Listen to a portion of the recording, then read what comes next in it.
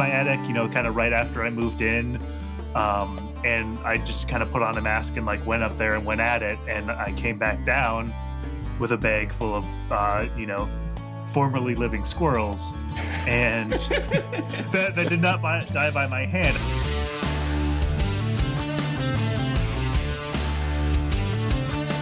Welcome to the Fine Homebuilding Podcast, our weekly discussion of building, remodeling, and design topics aimed at anybody who cares deeply about the craft and science of working on houses. I'm Senior Editor Patrick McComb. Today I'm joined by Fine Homebuilding Editorial Advisor Mike Gurton. Good day. Fine Homebuilding Editorial Director Andrew Zellner. Morning, Patrick. And our Fine Homebuilding Fine Producer, Jeff Rose. Howdy. You can find the Fine Homebuilding Podcast at finehomebuilding.com/podcast. Please email your questions to fhbpodcast@taunton.com. Well, it's great to see you guys this morning. How are you doing? Doing good. Doing well. Andrew, ahead of the show, you said it was finally warm enough to not be donning your stocking cap. I tend to disagree, but what is it like in Minneapolis right now? So yesterday, it had been kind of like cold and chilly and gradually warming up. But like yesterday we hit like 78 degrees kind of, mid-afternoon. And so it was like, got to take that stocking cap off, got to get to the store, get some sausages, fire the grill up. And then I kind of like opened the doors of my garage for the first time in the winter. And it was like, oh, like this is where I stuck all that stuff I was going to deal with later. And like, now it's time to deal with it because I want to be doing stuff in here again. Admittedly, I'm getting soft in my advancing years, but like, does one need a window air conditioner when it gets to be near 80? Like, did you rush in to get the one put in your bedroom, for example? Oh, no. I like the heat until it's still like relatively, it's not like super humid yet or anything. And so it's like still pretty bearable. We try to go as long as we can without putting our window ACs in, just because, we don't get to have the windows open all that much right in Minnesota. What about working on the basement? How's that going? It's going. It's also the thing of pausing your indoor projects to start on your outdoor projects when you can do your outdoor projects. And so I've, I'm gradually working my way around the basement. We're pretty much air sealed, insulated. My front porch, which is over part of the basement, the paint is peeling. There's some rot repair stuff I got to do, and I think that's kind of next on my list. Outside of like the yard cleanup and surveying the damage of a winter. Do you like painting? Is that an enjoyable pursuit? It is. I like the fact that it can happen in a couple of days and be done, and it looks great when you're finished. I'm not really into like painting intricately, like I like painting outside more than I like painting in a room.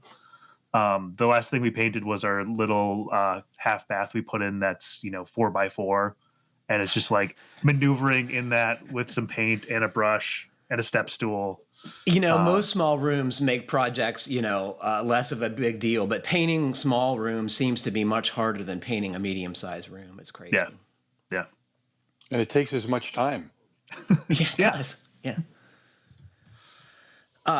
Mike, you're still in Tucson, and Addison has been there helping you work on your barn. How's that going? What's the plan? Well, we got it pretty much to the point where it's functional for what I wanted to do. And you know how projects, you're in the middle of it and it just seems like it's never going to end. And then all of a sudden, one day goes and like all the pieces and parts that you've been have been like 2/3 the way through and everything's tools all over the place. And then it all comes together, you pack up and you're done. Mm-hmm. There's still, a lot of odds and ends to do, but they're not things I'm going to do on this trip. They're things I'll save for either a trip back here in August or next November, December when I come back to stay for 2 or 3 months. Has it been fun generally, or has it been painful? You mentioned the cactus needles. Yeah, still pulling a few of those out of my hands and things, but no, it's fine. The only, I don't think there's been any setbacks, which is interesting. You had to say it. You just completely sabotaged the project from I here know. forward. Yeah, but no, it was fun. It felt like, even though it's a utilitarian building, it just feels like, it's successful. And that was the whole goal of coming out here, to have the project to a point where I could pull my truck and my camper in and keep keep them out of the sun. Keep those javelinas out of it. Yeah. Jeff, More what have you so been the doing? backgrounds. Not a whole lot. Had house guests over the weekend, so that kind of brought any projects to a close, or to a halt. I was going to offer to come help you put your railing up, or part of it, just for the experience, to see what that's like. So whenever you're ready. Okay. I will keep that in mind. And listeners of the podcast can make sure I really follow through with this. So Jeff, I took your advice. I went to Home Depot. I bought some Echo Lab floor finish, put it on my sanded concrete floor, did 3 coats on I think it was a Saturday afternoon. It is fantastic. It has been one of the best bang for the buck improvements I've made to the building thus far. So thank you for that. Well, you're welcome. I'm glad it worked.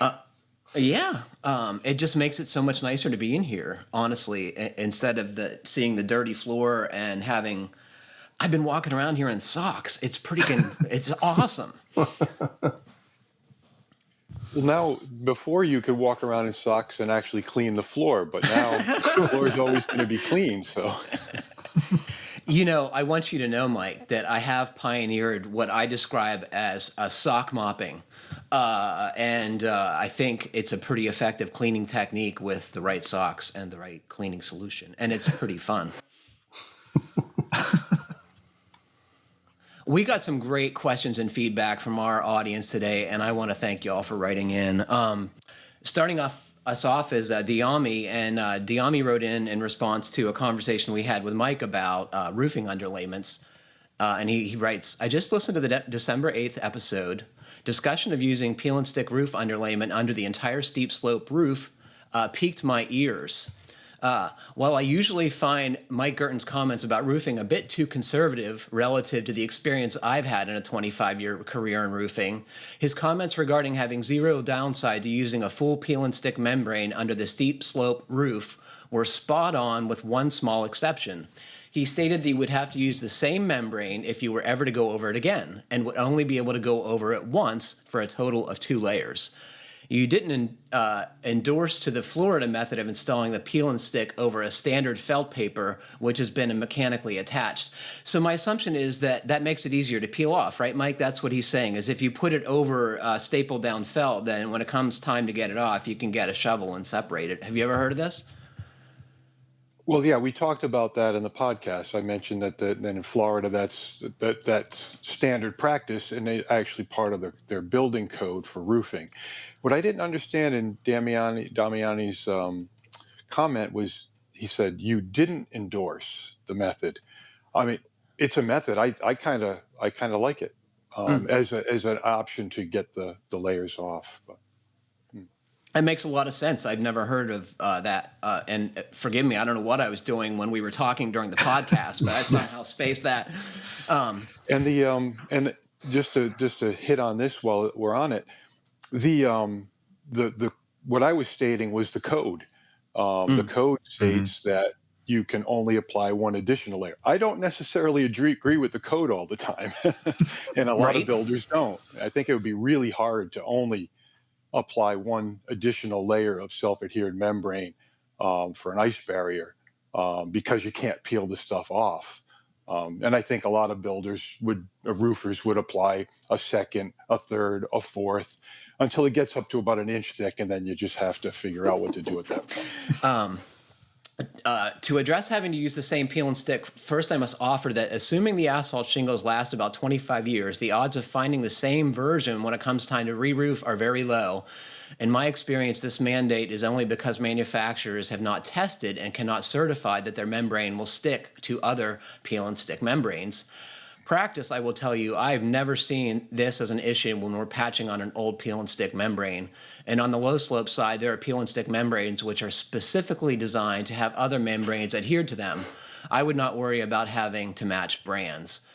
Regarding having a maximum of 2 layers, I have not seen this restriction anywhere. You're saying it's an IRC code requirement, Mike? Yeah.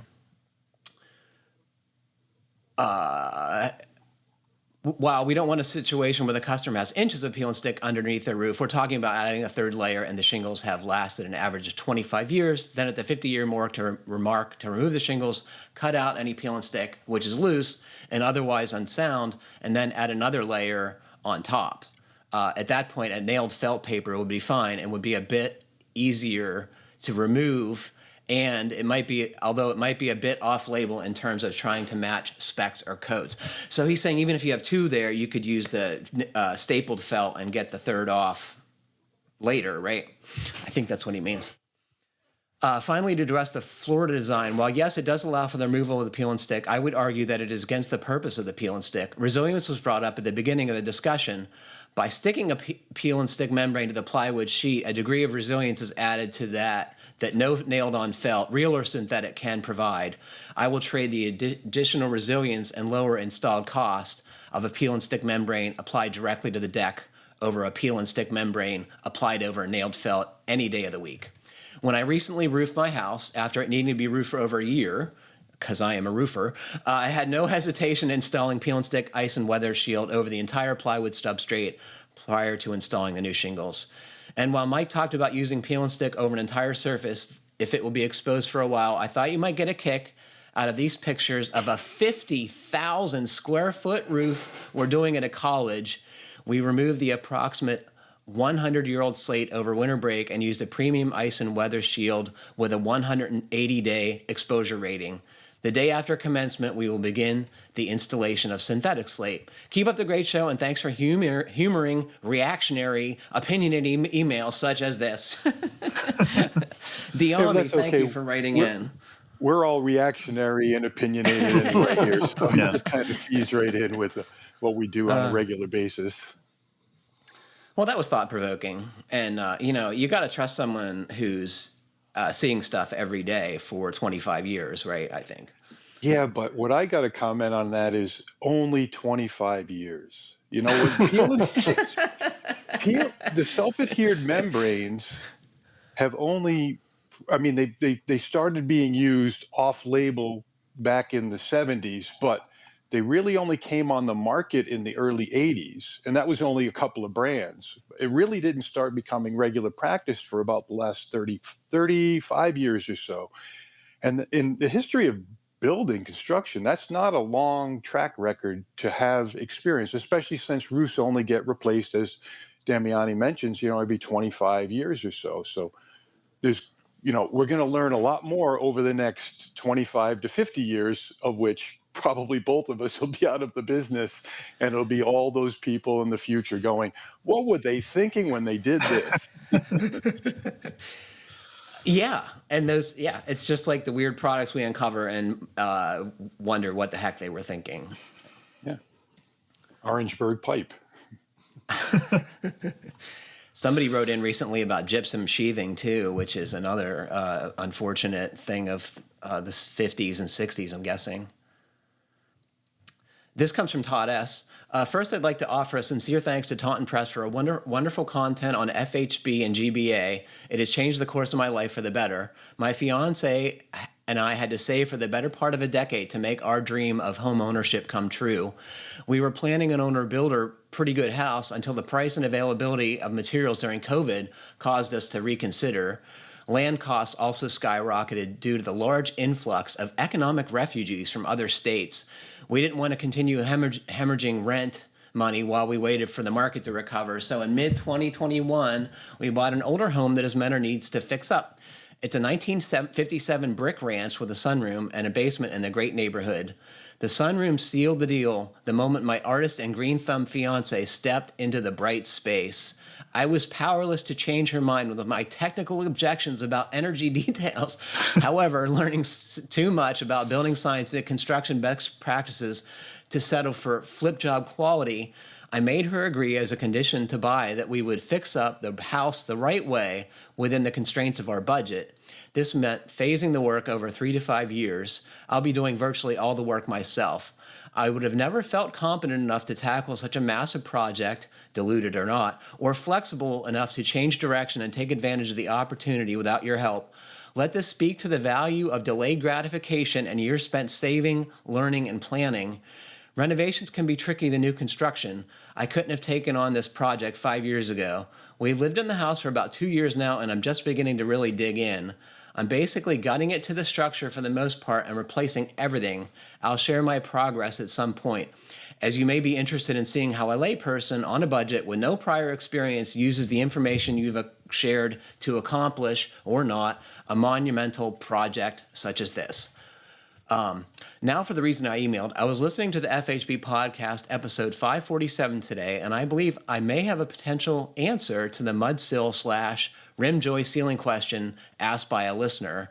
This is what I'm planning anyway. I intend to spray foam the rim joist with Proclima Viscon to air seal the joist bay, and then use mineral wool bats to insulate.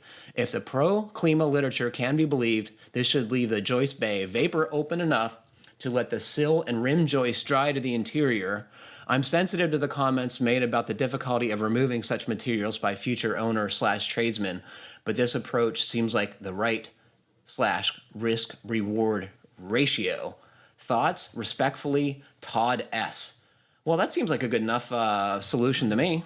So, Patrick, I do want to point out that when you're reading this, you said, I intend to spray foam the rim joist, but he's not talking about spray foam here. He's just talking about the Proclima, correct? Gotcha. Yes. It's a air sealing material, right? Yeah. And it looks pretty fantastic. The only thing when I was thinking about, doing this and thinking about my own home is like either spraying it or painting it on in these joist bays in this cramped space. The like working experience of doing that might not be fun, or like spraying this for the first time in this small enclosed space too. Yeah. Another, I'll be brief, Mike, and then you can go. Another listener of the show, Nicole, wrote in asking how to get through work that sucks, basically. And I can't wait to talk about that later in the show. But I think this might be one of those jobs, right, Andrew, is the point you're making. Yeah, yeah. What were you going to say, Mike?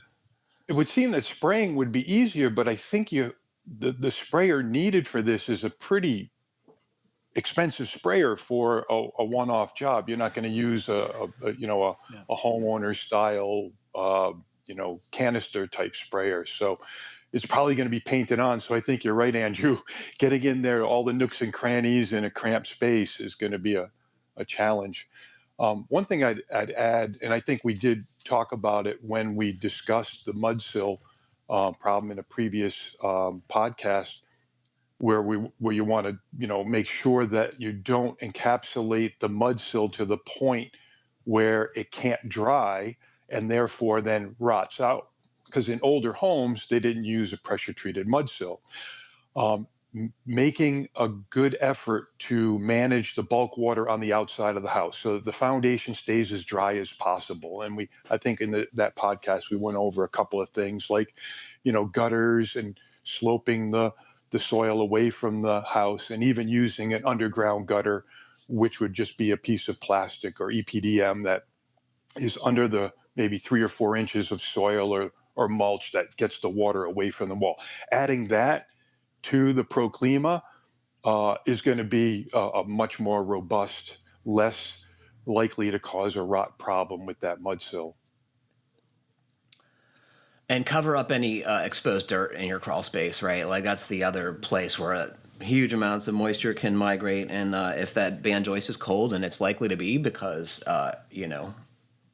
it's on the outside practically, it's going to be a condensing surface and, get wet. So bear with me, folks, here. This is from Adam, and it's a long one. Hello, FHB Podcast. On several shows now, most recently 555, Ian said that his wife, a professional chef, doesn't like induction because it can't bring the pan back to heat fast enough. I have to assume that what she was using was a small tabletop induction burner. Those tabletop versions are always going to be limited because they can't pull enough juice from a standard outlet. We recently converted from a high-end Viking gas range to a lower-end Samsung induction range and seconds. And a pan can go from cold to the oil shimmering in less than 5 seconds if you crank the heat up high enough. But don't balk away because it will start to smoke 2 seconds later. The difference here is that we have a dedicated circuit installed with the largest electrical cable I have ever seen in a residential building to supply enough power. On another note, I can't believe it, but I think Mike Gurton misspoke on podcast 559. Mike said that brick veneer is built on a brick ledge in a slab and then doesn't move. That is true as long as the slab doesn't move, which isn't the case anywhere that has an expansive clay soil. It is unfortunately normal for houses built on expansive clay soil to have bricks move enough to have cracks open up in the joints and then close up again depending on the current moisture levels. Sounds entirely plausible to me. What do you guys think? Yeah. That's something we do not have to worry about in New England, and it's got to be hugely complicating. You deal with it right in Tucson, Mike? Not where I am, but in other parts of the Southwest and in Texas and so on, they do have the expansive soils. But I always think of, modern construction where they're using post-tension concrete slabs in those situations, which more or less kind of raft over those expansive soils, whereas some of the older slabs that were just placed on the soil will just drift with the expansive soil, so the house can actually move and the cracks occur, and you get all sorts of shifting in the slab, and it can be a real problem. So yeah, he's absolutely correct that it's not what I stated would not be a universal condition. On a different topic, I normally love it when Patrick goes on a rant. Those rants can be a highlight of any show, but I don't understand Patrick's dislike of the term geothermal for ground source heat pumps. The geothermal gradient goes from the center of the earth all the way to the surface, so technically anything pulling heat out of the ground is getting geothermal energy. In general, the top 10 to 20 meters of the gradient is influenced by the local weather, so you could argue that the horizontal loop ground source heat pumps are just using a geothermal battery for solar energy, but any vertical system that exceeds 10 meters is going to be getting a significant portion of its energy from the heat radiating from the core of the planet instead of from the sun. So Patrick, please keep ranting, but let this one drop. Still loving the podcast, Adam from Chittenango. Did I say it right, Jeff? You did. Well, I stand corrected, Adam. I did not know about the geothermal gradient. I took my cue on the proper nomenclature for ground source heat pumps from Martin Holliday, because I think most folks think of geothermal energy as being hot water or steam that is used to heat fluids or, yeah. So, not that, but did you guys learn any?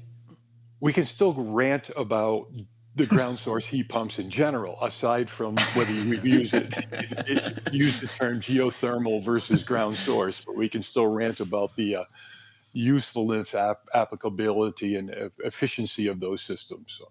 You know what I've discovered about folks who are advocates of that is there is nothing that will change their mind. They are just into it, and that's fine. It just seems like a very expensive way to make not so much heat. And nothing will change your mind either. It's true. Whenever I think of geothermal energy, I think of Iceland. And so, I think maybe as Americans, we should adopt the Icelandic word for geothermal. I have no idea what it is. We couldn't pronounce it if you did. Yeah. Well, I think some listeners should send in a voice message with the proper pronunciation of what that word is, and that would be a We'll good to find the play. word and we'll ask people to call in and try and pronounce it. I want to know what heat pump is, too, right? They don't have them probably. They're like, what? Why would we do that?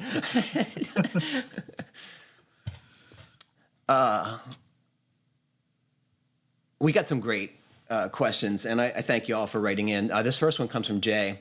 Dear FHB Podcast Pros, I recently had a foundation poured that was less than properly vibrated, and it left an area with aggregate and even rebar exposed on the interior wall that I was hoping to leave exposed.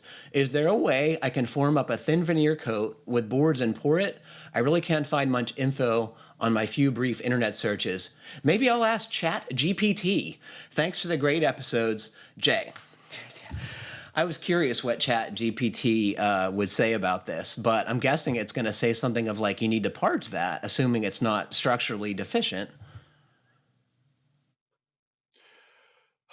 I would call the foundation contractor, because I want to know what the foundation contractor has to say about it, whether it's a structural issue, one, why they didn't vibrate it properly. I mean, it does happen that you get these pockets when you're forming up cast in place concrete foundations, but there's probably a solution for it that the foundation contractors had to solve that problem before. So that would be my first place. Say the person who did the work, say, hey, what can we do about this?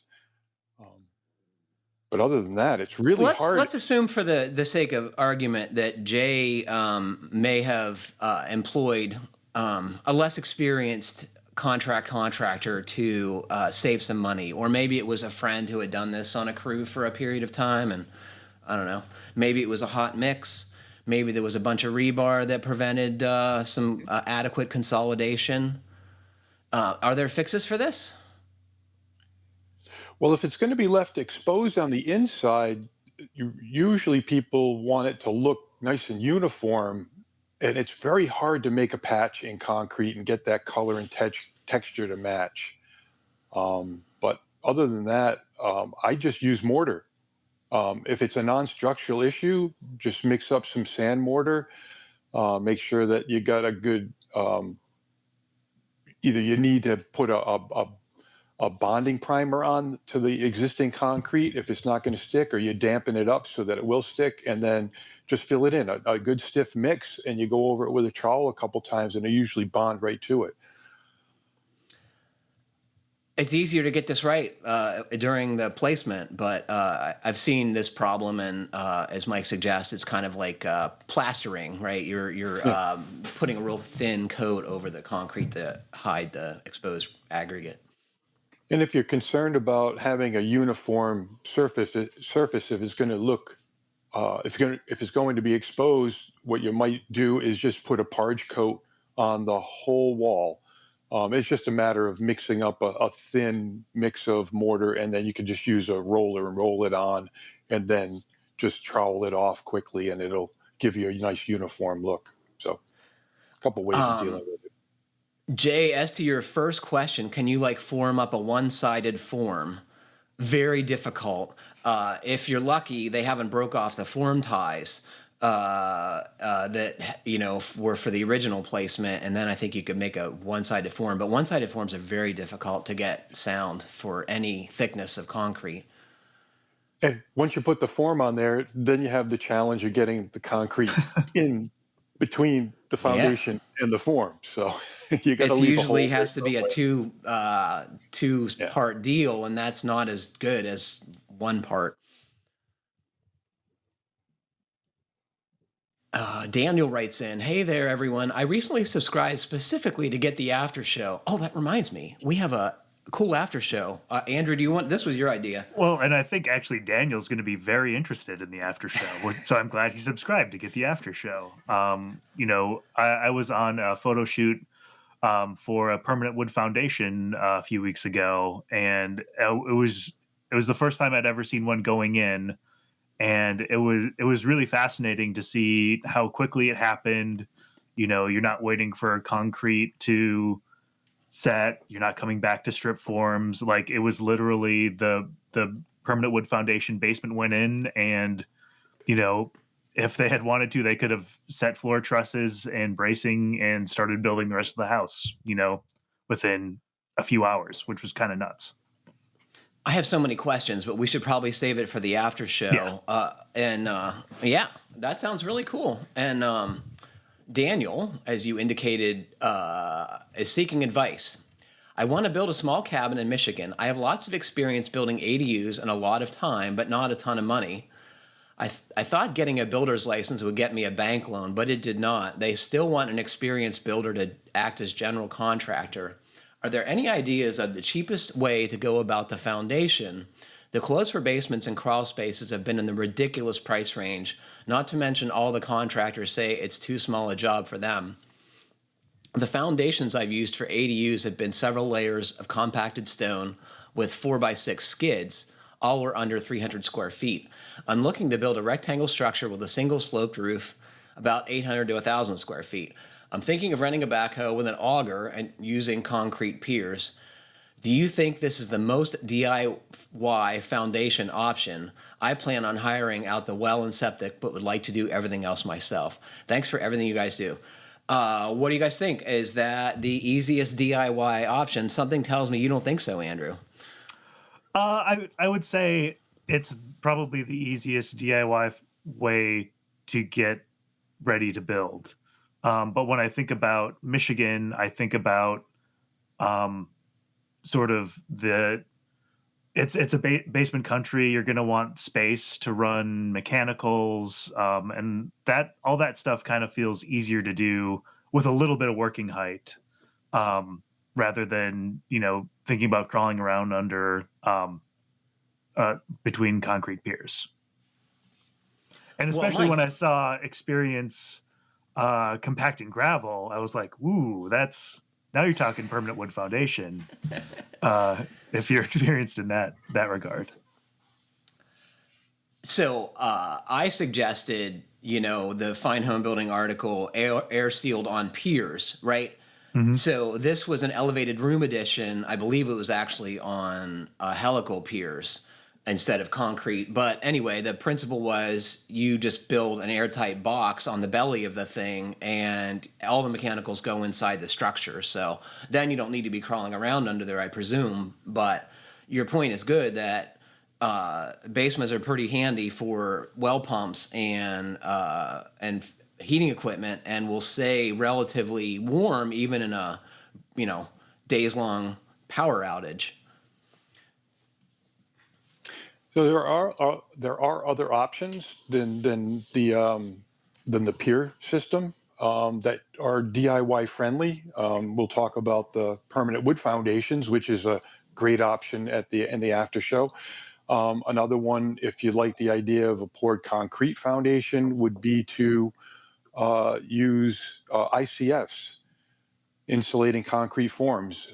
Nowadays, many places, many lumberyards stock the forms. You can stack them up yourself and then just have a batch truck come in and you just pour it. And as long as you brace it well, whether you're doing a full pour, for a full depth foundation or for a crawl space, that would be doable for someone with probably the skills Daniel has from just building the ADUs.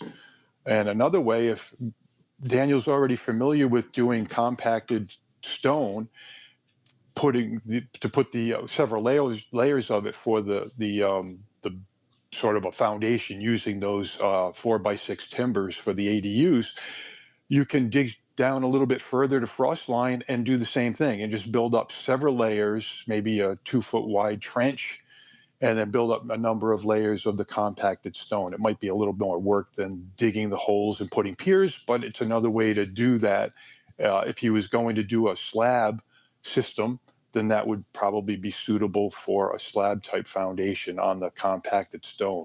The whole idea is you just don't want to have a shallow foundation sitting on less than frost depth, unless you do a frost protected shallow foundation. And that would be another option, would be just what you're doing already, Daniel, just a shallow trench compacted stone, and then you just put in a pour slab with some perimeter insulation and some wing insulation, probably in Michigan for your climate. And then again, you've got a foundation there which would be suitable and frost protected, keeping in mind that all of your utilities would have to be within the building itself. You wouldn't have a crawl space or a basement. I think the frost-protected shallow foundation is an excellent idea, and that is in the IRC, the details for doing that. So if your code official has problems, you can point to the chapter and verse. I love helical piers as an option. Machine comes in, drills them into the soil. They cut them level. They usually have like a U-shaped bracket that receives girders. You put joists on top, you're off and running. My own building that I'm talking to you guys from has spread pier concrete columns reinforced with number 4 rebar and 6x6 post bases bolted to those with an anchor bolt, and then 6x6 post framing up from there. I actually sent Daniel links to some of the blog posts I did when I was building this building to help him visualize what I did. I think it's the cheapest way to go. I'd be curious to see what it costs for that pressure-treated permanent foundation, Andrew, because that might be in the running compared to what I did for a cost. Jeff, do you have any suggestions here? Well, helical piers was the first thing popped into my head, but then I was wondering about just an insulated slab foundation, whether that would be a viable option. Like Mike was suggesting just a little bit ago. Yeah, I would explore those two options first.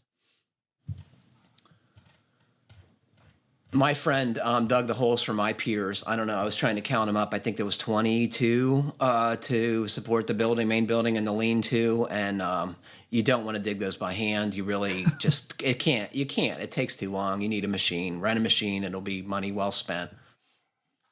How many square feet was your base size, Patrick? It's 24 by 30 footprint. Okay. So the main barn is 24 by 18. The lean-to is 24 by 12. So comparable in size to what Daniel would be doing. Yeah.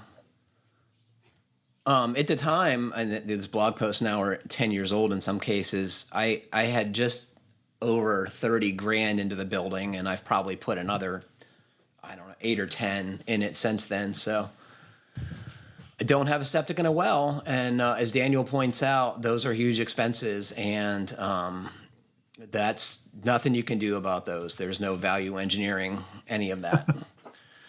Patrick, were barn dominiums trending when you built your building? No, Andrew, I was way ahead of the curve. I don't mind pointing out. I think the barn dominium, especially like when I think about, rural Michigan, it can be a very economical way to build a building yourself. I think the best thing about it for me was the constructability is, I think, easier in a post frame building. Like, for example, with those post bases bolted in place, you can pretty much stand a column up by yourself. And, once you got a couple up, the thing is self-bracing. And, none of the components are stupidly heavy, excepting there's what timber framers would call a tie beam at the top of the posts that the rafters bear on. And that's made by a pair of either 2x10s or 2x12s.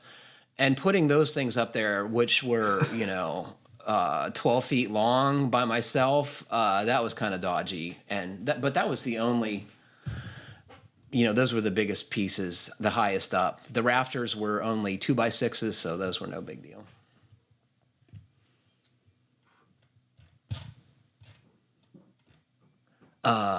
So pressure-treated permanent wood foundations in the after show is another option, Daniel. So thanks for becoming a member.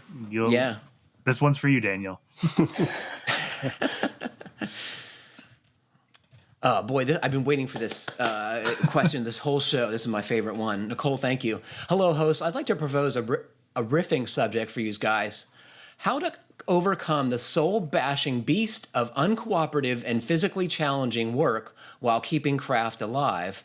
I'm an avid listener, which surprises me because I'm a former model whose children are close to grown, and I spent 51 vacuous years thinking things like drainage and vapor barrier and rafters were ultra lame. However, I am a carpenter's daughter and was raised in Alaska and New Mexico, so it was likely just a matter of time before I refocused on the real problems in my daily life, like drainage, vapor barriers, and rafters. Too many details to fill in between how I got where I was today, which was screaming at the top of my lungs at an uncooperative 4-inch duct in my tiny unfinished attic. As my home's self-appointed and frugal heroine, I've been remedying a growing list of stupid things that are ruining my house. I've been warming up to freeing the bathroom exhaust fan from 20 inches of gross insulation and giving it a proper outlet through the roof. This Old House YouTube has a 7-minute walkthrough of this task. I've been watching, planning, and thinking about it for weeks.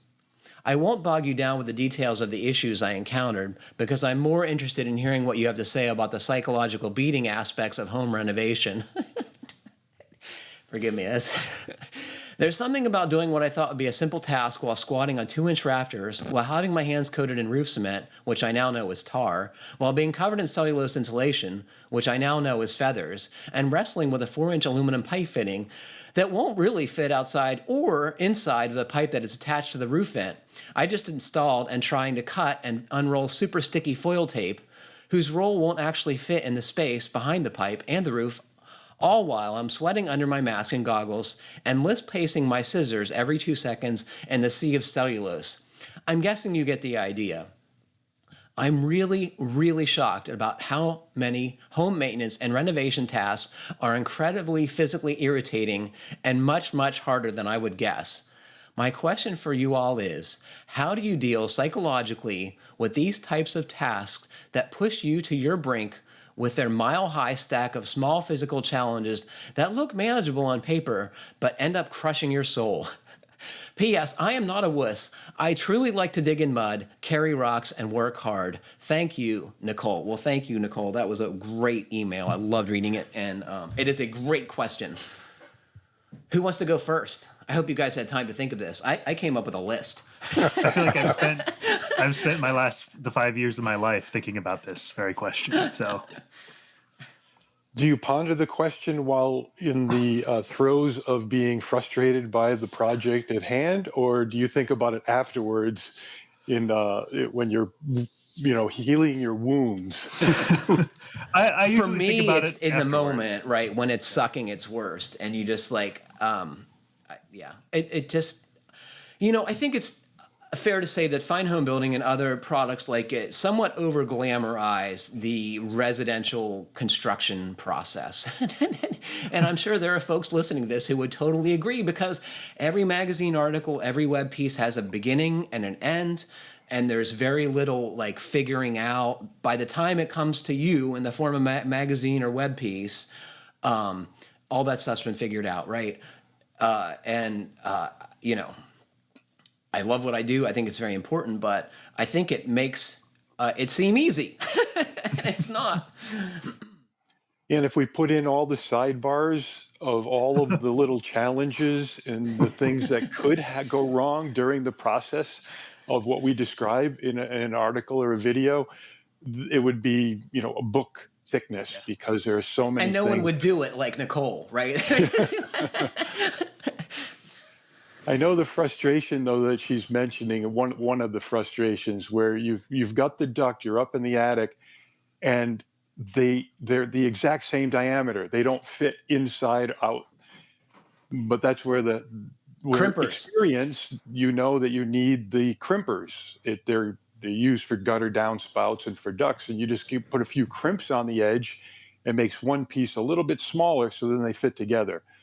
And for a homeowner, they don't have that experience that those of us who work in the field for 10, 25, 40 years have, where you've already once or twice had those soul draining experiences, and then you learn from that. So the next time you encounter it, it's what we call experience, and you know that what the solution is and what the potential problems are going to be going up there. But for a homeowner, doing it for the first and maybe only time, it is, yeah, I can fully understand that, because even the pros experience that at least once for each of the tens of thousands of complicated little nitpicky problems that we run into on a career-wide basis. Well, and working in an attic is like almost the worst spot, in the entire house to be having to do anything. Mm-hmm. Dangerous even, right? Yeah. Yeah. I sympathize, especially because, you're up there, you stand up too quickly, you get a couple of roofing nails, to the head. You're cramped. It's sweat. Like no matter what time of year it is, you're like drenched in sweat. You can't see. You're wearing a mask. I've done. I had to do some squirrel remediation in my attic. Kind of right after I moved in. And I just kind of put on a mask and like went up there and went at it. And I came back down with a bag full of, formerly living squirrels. And that did not die by my hand. I was just like, holy cow, there's like 20 squirrels up here of varying ages of decomposition. But I came down from the attic and I sat down and I was like, first of all, next time I go up there, I need to be better prepared. And it's like, that's sort of the theme in my last 5 years of home renovation is I spend more time thinking about things up front and thinking about ways to make it easier. Either, like I'm now a big proponent of like, if you need to do something in a wall, cut out a space big enough to be able to access everything you need and patch it later. Patching is now easy. Big proponent of access panels. And that kind of stuff. So what I like, part of the appeal for me, knowing I'm not a professional contractor, I'm probably only going to do these things a couple of times, is giving myself the freedom to make it as as simple as possible, as but that's still not going to, like, working in the eaves of your attic is there's nothing that's going to make that easier. It's always going to suck. Yeah. And there's a reason that bath fans are so poorly vented so often, right? The perfect example. No one wants to do this work. It's really, yeah. Yeah. Do you guys want to hear my list? Sure. Yes. So, Nicole, you are saving yourself so much money. That has got to make you feel better when you're squatting on the ceiling joists, right? Trying to hook up your bath fan, dealing with tape. I'm guessing the very minimum you could expect to pay someone for that is hundreds of dollars. And there's no guarantee that they're going to do as good a job as you are, which brings me to my second point. I can't trust anyone I can afford. So if I want something done correctly, I have to do it myself. And I think so many folks are in that same boat. Samantha was saying, when she had a leak in her roof, she just assumed she'd call a roofer and they would solve it. But there's no guarantee that the person who shows up to your house is going to be able to solve your problem no matter what it is. Roof leak, bath fan. Just to jump in there, Patrick, I feel much more comfortable making mistakes and like doing things incorrectly with my unpaid free time rather than paying somebody else to make those same mistakes. Yeah. The end result is very satisfying, and it might not be even after you get the fan hooked up. It's going to be when you finish a shower and it's not full of steam, and you're going to be like, I fixed that, and you're going to feel very good about it, and it's going to make your house last longer. I would argue that home repair, renovation, my pursuits keep me fit without a gym membership. I have little patience for like fitness running or even walking. I don't mind hiking in the woods because there's stuff to look at, but like running on a treadmill would make me vomit. So I feel like I can work on the house and stay in pretty good shape. I have two more. Even seemingly endless tasks do end. They eventually get finished and you can get on with your life. And perhaps most importantly is working on these things gives you an opportunity to buy new tools, and buy the best tools. And honestly, one of the challenges I think for DIYers is they buy cheap tools and expect the same results that you would get from buying good stuff. So I think that's folly, but I'm surrounded by tools, as you can tell. So I can understand that's not a solution for everyone. That's another thing I always give myself permission to do is if I'm doing something myself and not paying somebody else to do it, my budget to buy whatever tool I need to make the job easier is the same as I would pay a professional to do it. And it's fun to have nice tools. It's fun to have tools that do good stuff, and it's fun to be able to then lend those tools to your neighbors when they're trying to do the exact same thing. Jeff, how about you? What keeps you going when something is really weighing on your soul? Well, I like you. It's like the ability to not afford somebody, or not having to afford somebody who can actually do a better job than me, and just I don't know. I grew up in a house. I don't remember a repair person ever coming to the house for anything. How about you, Andrew? I know Mike is in the same boat, and I am too. Did like folks come to work on your parents' place? No. My dad built the house I grew up in, and we had a shop in the basement. I think so. Actually, I want to say it was maybe right when I graduated from college, so 15, 16 years ago. My parents' house was ready for its second re-roof. And my dad was in his early 60s at that point.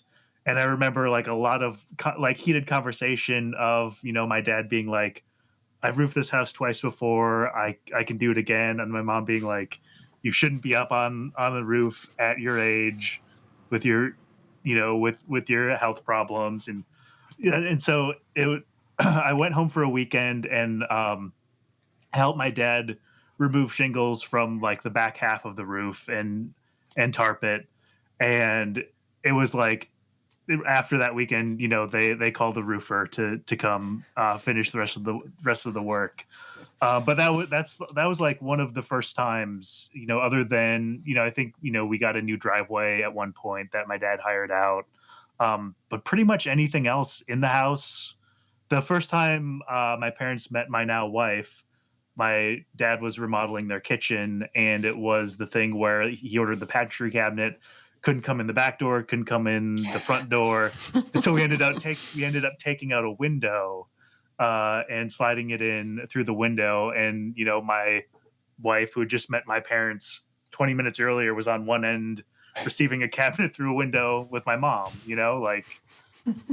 but, my wife's family is the same way. It's like, when we talk about doing stuff to the house and think about like, do we hire somebody? Jill's like, we would have never hired anybody to do work on my house growing up. It was just like not a thing. It was just like, that's what you do on your weekends. It's like, fix your house, Nicole, thanks for the fantastic question. I hope folks who listen to the show will write in with how they get through, drudgery and physical demands of construction work. I was also going to suggest that it might have made it more fun to be hooking up that bath fan, Nicole, as if you had a podcast to listen to, like this one, perhaps. Which honestly is another way I've gotten through the drudgery of painting. You guys have heard me say I really do not like to paint, but if you put on some music and just like lean into it, it gets done.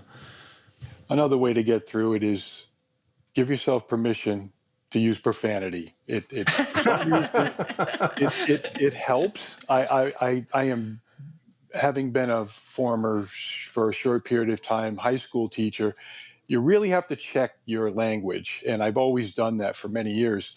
But when I'm in a situation like that, it really helps. And then after you swear a lot, then just laugh. Because you just look around at what the condition you've got yourself in the position, you just have to laugh and then start again. I love, there is like some absurdity that happens when you're in that position, and just being able to like set down your tools and be like, how did my life end up like this? You know, it's funny. It's fun to think about. Exactly. It's this old house, I'm sure, is the same way. Like Nicole, went to learn how to hook up the duct to her roof outlet. And, once again, that's all been rehearsed, and they make it look like, 7 minutes as start to finish. I'm guessing that took Nicole hours, at least one, right? To make that connection. And, it's kind of glossed over.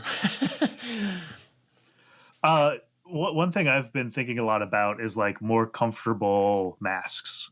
I've never done like the full face shield, like forced air thing. Have any of you guys tried those? I do like my cartridge respirator better than I ever thought I would. Something about like the smooth rubber is easier to wear long periods than a disposable respirator for me. You have limited options unless you're willing to shave your beard. Yeah. I do. I wear the respirator and, get it as tight as I can, and it seems to work okay. But like also wearing glasses and like fog stuff, and, I've been in my attic, and, one of my thoughts is like, I gotta get LASIK, like these glasses are going to be the end of me, or like they'll fall off your face and land in some insulation. You got to dig around but I was thinking one of my next like big tool purchases would be the like full mask with, some forced air, and then I can also wear it when I'm woodworking. It'll be win-win. The right safety gear, the right workwear generally does make it better too, Nicole. Yeah, it's especially when it's cold or miserable, and that's another time when you really question your life's choices when you're doing carpentry in a cold downpour. If you have the right gear, it's not quite as horrible. It is really hard, though, to justify gearing up to that level when you're just going to be up in your attic once doing one piece of ductwork, to get a full face shield, respirator with the air generator on the outside pumping the air in.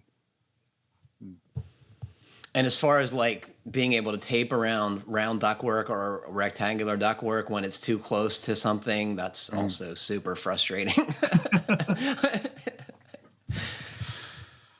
It's funny, that was one of the projects I had to do when we moved into this house in Connecticut. Was the bath fan was rooted to the outside with the vinyl flex duct, and it was like, I swear the guy just like coiled it up instead of cutting it. I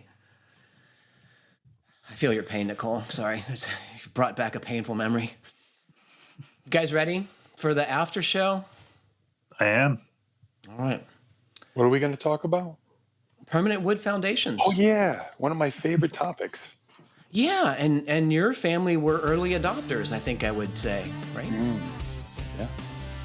Well, stay tuned for that, folks. And if you are an All Access member, thank you very much for that. If you're listening to the show and not, please consider us helping support the Fine Homebuilding brand. We do appreciate it, and it helps us keep the lights on. Unfortunately, that's all the time we have for today. Thanks to Mike, Andrew, and Jeff for joining me, and thanks to all of you for listening. Please remember to send us your comments, questions, and suggestions to fhbpodcast@taunton.com. And please like, comment, or review us however you're listening. It helps other folks find our podcast. Stay safe, everybody. Keep craft alive. Tell us how you get through miserable projects, please.